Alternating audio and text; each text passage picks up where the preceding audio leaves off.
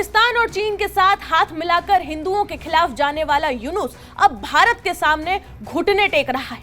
बांग्लादेश अपनी हैसियत और औकात दोनों भूल गया है।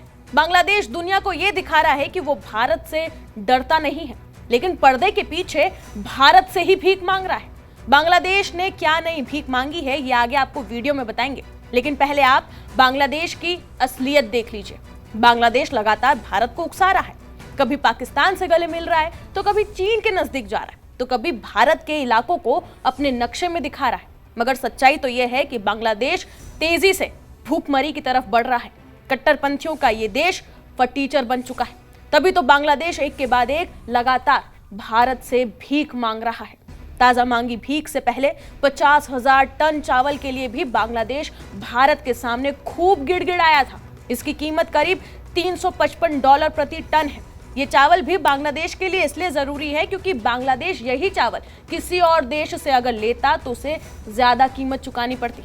पाकिस्तान की गोद में बैठकर भारत के खिलाफ जहर घोलने वाले यूनुस को उसकी हैसियत फिर एक बार याद आ गई है। यूनुस अब चावल के बाद भारत से नई भीख मांगने आ गया है। यूनुस शायद ये भूल गया था कि भारत से आने वाला पानी, अनाज, दवा, चावल, खाना, ऊर्जा और कई मदद से ही बांग्लादेश चल रहा है।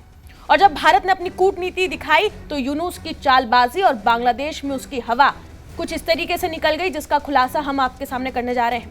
तो कैसे यूनुस घुटनों पर आकर भारत से नई भीख मांगने आया है, आइए आपके सामने उसका खुलासा करते हैं।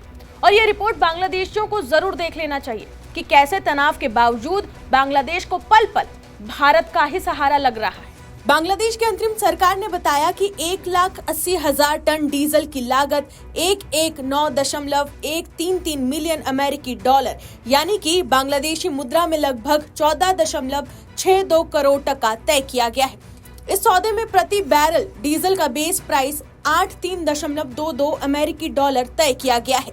बता दें कि बेस प्राइस अंतर्राष्ट्रीय बाजार दरों के अनुसार तय किया जाता है और आयात अनुबंध और वैश्विक बाजार में उतार चढ़ाव के अनुसार बदलाव इसमें नजर आते हैं। भारत ने मदद का हाथ बढ़ाया है और भारत हर बार बिना किसी स्वार्थ के कई देशों की मदद करता है और यह समय समय पर पूरी दुनिया भी देख चुकी है। और बता दें कि डीजल की आपूर्ति को आसान और सस्ता बनाने के लिए भारत और बांग्लादेश के बीच बनी बांग्लादेश इंडिया फ्रेंडशिप पाइपलाइन का इस्तेमाल किया जाएगा। इस पाइपलाइन के जरिए ईंधन सीधे बांग्लादेश भेजा जाएगा, जिससे परिवहन लागत कम होगी और सप्लाई अधिक स्थिर बना रहेगा।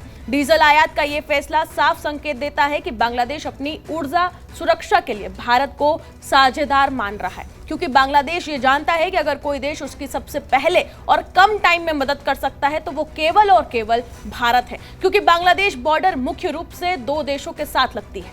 भारत पश्चिम, उत्तर और पूर्व में बांग्लादेश के साथ में अपनी सीमा साझा करता है और वहीं म्यांमार दूसरी तरफ बांग्लादेश की सीमा साझा करता है, जो दक्षिण और पूर्व से घिरी हुई है। म्यांमार तो क्या ही मदद करेगा बांग्लादेश की, क्योंकि म्यांमार के खुद के हालात बहुत बर्बाद और खराब है। वहीं भारत ने कई बार बांग्लादेश की मदद की है। बांग्लादेश भारत से चावल, चीनी, गेहूं, कपड़ा सब खरीदता है, मगर अब भारत के ही इलाकों पर कब्जे की बात भी कर रहा है। बांग्लादेश को ये पता होना चाहिए कि अगर भारत अपनी पर आ गया और अपनी मदद बांग्लादेश भेजना बंद कर देता है तो बांग्लादेश कुछ ही दिनों में बर्बाद, भूखमरी और लाचारी से खत्म हो जाएगा। फिलहाल बांग्लादेश से डीजल आयात को लेकर जो खबर आई है उस पर आपकी क्या राय है, कमेंट सेक्शन में जरूर बताएं। बाकी तमाम खबरों के लिए जुड़े रहे जी न्यूज़ के साथ।